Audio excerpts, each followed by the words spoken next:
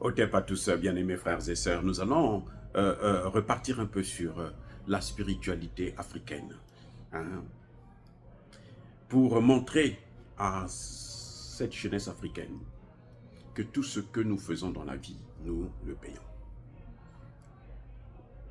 Si nous ne payons pas ça, c'est ceux qui viendront après nous qui payeront. C'est-à-dire que lorsque un père et une mère font du mal, si ce père-là ou cette mère-là ne paye pas ce mal-là, il y a de fortes chances que ses enfants puissent payer ce mal, ou ses petits-enfants même. Parce que la Bible vous dit, je te maudis jusqu'à la 4e génération. Ça veut dire que, même si ce n'est pas vous qui payez, vos enfants ne payent pas, vos petits-enfants ne payent pas, vos arrière-petits-enfants risqueront de payer. Parce qu'il faut que quelqu'un paye. Oui, quand il y a une cause, il doit avoir les faits. Il faut que quelqu'un paye. D'une manière ou d'une autre. Pourquoi je dis ça? Mais ça se vérifie au niveau étatique en Afrique.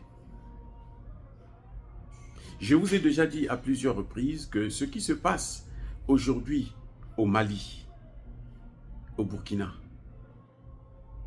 au Niger, c'est le karma. Il y a des gens qui vont vous dire que karma is a bitch. Ça veut dire que le karma, c'est la pire des choses qu'il faut éviter. Quand le Burkina Faso était dirigé par Blaise Compaoré, après avoir assassiné Thomas Sankara, Blaise Compaoré a passé son temps à déstabiliser toute l'Afrique de l'Ouest. Je reprends. Blaise Compaoré a déstabilisé toute l'Afrique de l'Ouest. En particulier la Côte d'Ivoire. Et ça, c'est pas moi qui peux vous le dire. Demandez à Guillaume Soro. Où est-ce que Guillaume Soro est allé préparer sa rébellion? C'est en Côte d'Ivoire. Où est-ce que les terroristes, plutôt c'est au Burkina Faso, où est-ce que les terroristes venaient se la couler douce dans des grands hôtels? Mais c'est bien au Burkina Faso, aux frais de l'État burkinabé. Et qu'est-ce qui se passe maintenant? Compaoré lui-même est une légume. C'est le peuple qui est en train de se payer. Vous qui soutenez les présidents bidons, sachez-le que vous êtes responsable de leurs actes.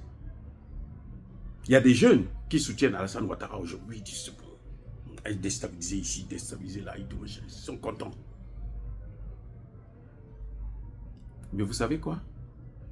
Parfois, c'est vous, ces jeunes-là, quand vous serez maintenant au pouvoir, c'est là que maintenant vous allez voir que la Côte d'Ivoire aussi est déstabilisée par d'autres pays. Je dis ça pourquoi? C'est concernant la RDC, le Congo démocratique et le Rwanda. Ce qui est en train d'arriver au Congo démocratique, ce n'est pas nouveau. Ce n'est pas la méchanceté de Dieu. C'est seulement l'effet du karma, le retour à l'envoyeur. Le président Mobutu, dont le fils, Nzanga Mobutu, est encore là, je pense qu'il peut le témoigner s'il est franc, a passé tout son temps à déstabiliser l'Afrique centrale. Pendant que Blaise Compaoré déstabilisait l'Afrique de l'Ouest, Mobutu déstabilisait l'Afrique centrale. Il n'y a pas eu un seul coup d'État en Afrique centrale où Mobutu n'était pas impliqué. Il n'y en a pas eu. Mais aujourd'hui, qu'est-ce qui est en train de se passer? C'est un petit pays comme le Rwanda. Je dis bien un petit pays, un pauvre pays comme le Rwanda, qui est en train de déstabiliser un éléphant.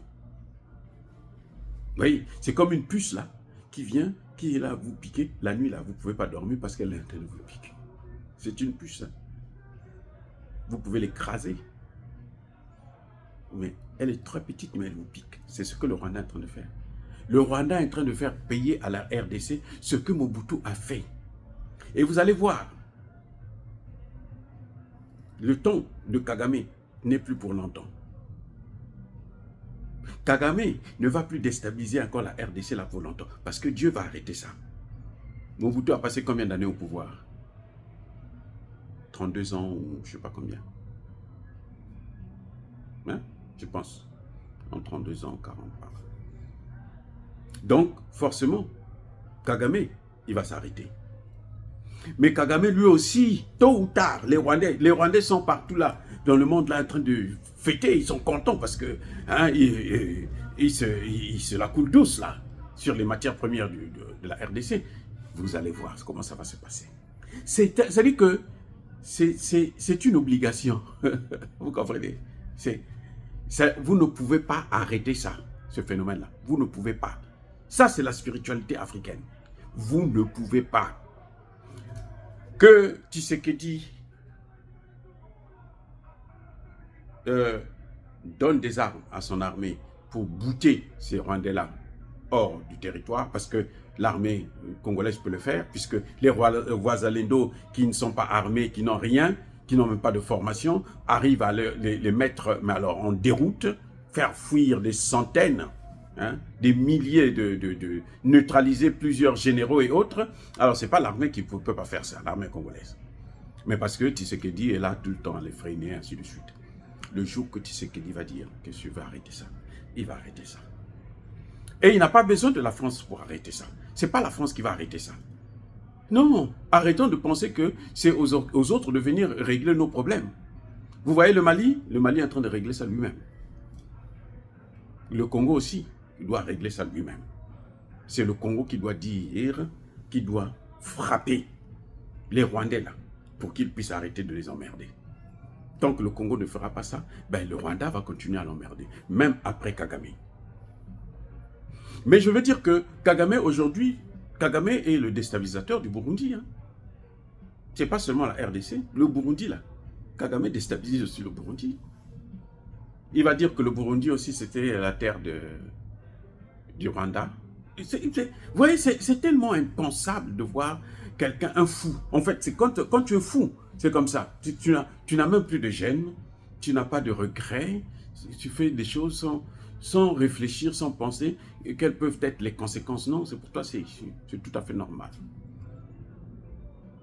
Donc, je crois que les Congolais doivent tirer la leçon pour éviter de faire du mal aux autres. Quand je parle des Congolais, je parle même des Congolais de Brazzaville. Parce que quand vous faites du mal aux autres, forcément, tôt ou tard, ça va vous arriver. Forcément, tôt ou tard, ça va arriver dans votre famille.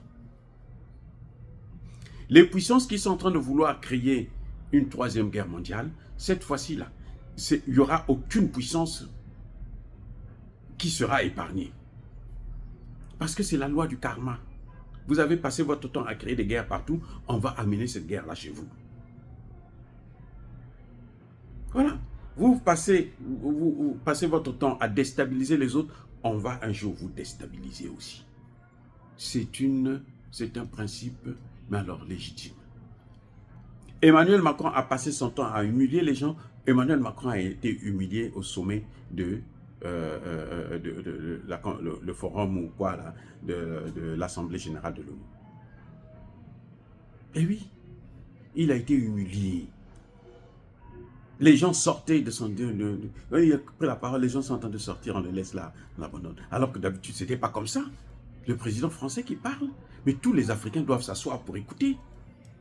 Le président américain qui parle, tous les Africains doivent être là. Parce que surtout eux, c'est une obligation. Si vous ne le faites pas, mais on va vous taper sur les bras. Maintenant, avec les BRICS, là, la montée des BRICS, les gens s'en fichent. Les gens arrivent à parler.